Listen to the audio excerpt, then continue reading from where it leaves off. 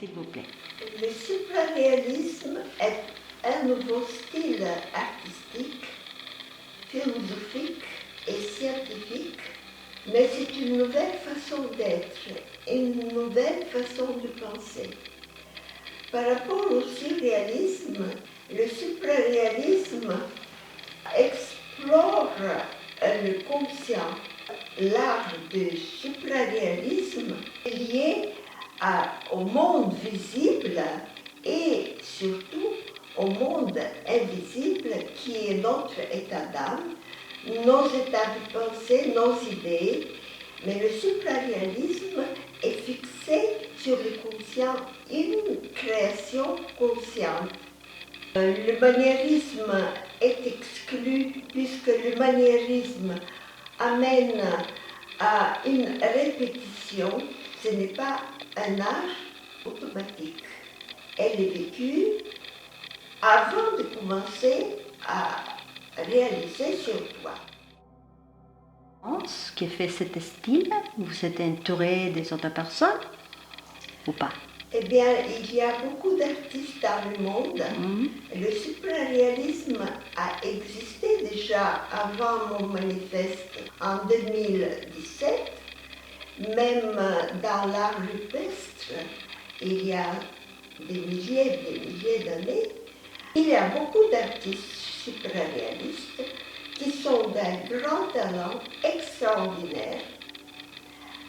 Par exemple, Popera, Charbonnier, artiste sculpteur.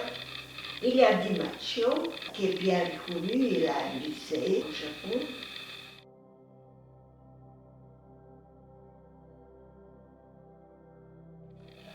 Oui, d'abord, le confinement, pour moi, je ne l'ai pas vécu différemment de ma vie depuis toujours, puisque je travaille à mon atelier.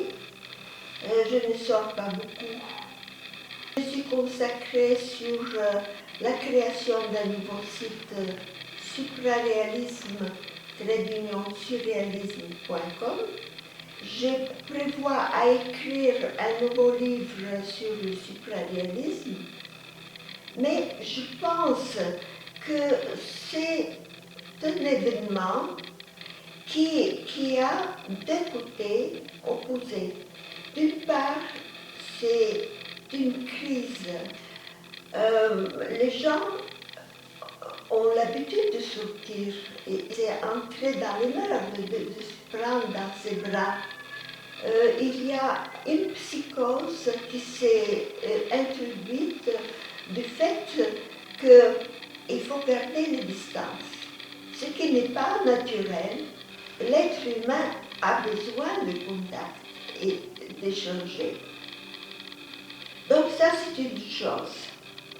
Mais ça fait réfléchir, puisque c'est une clé qui peut nous ouvrir les portes vers la compréhension du monde, vers la compréhension des autres, parce que s'il y a un danger pour tout le monde, on ne pense plus qu'à soi-même, on pense aux autres, à ceux qu'il faut protéger. C'est la compassion qui est la base d'un nouveau courant de pensée qui est la transconscience. Ne pas penser qu'à soi-même, penser aux autres et savoir que nous sommes liés tous. Et puis on verra l'avenir, ce qui va arriver.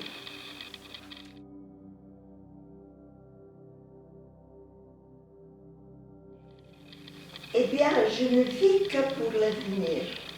Aujourd'hui, c'est justement le moment de faire pas un virage, pas une déviation, mais prendre une direction complètement opposée à 180 degrés. Mais on sait que si on continue sur la même pente, nous ne pouvons pas continuer à exister.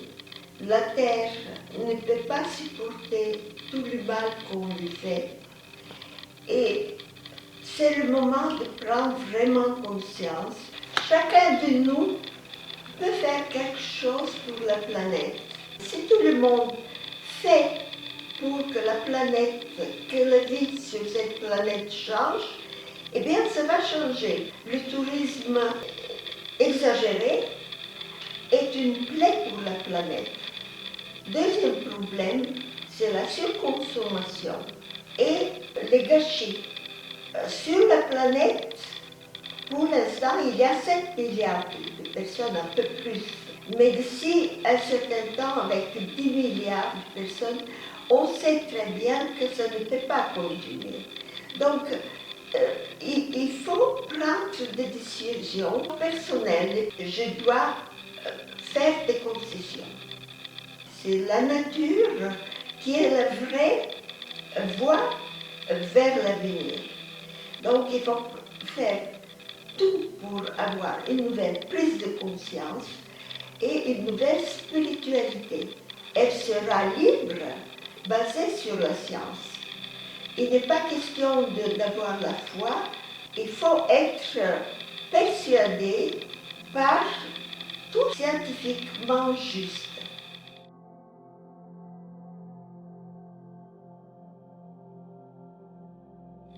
Toutes les idées créent des vibrations qui prennent de l'ampleur sur toute la planète et toutes ces vibrations vont prendre naissance d'un changement qui va être concret dans la vie économique, sociale, dans la vie de tous les jours.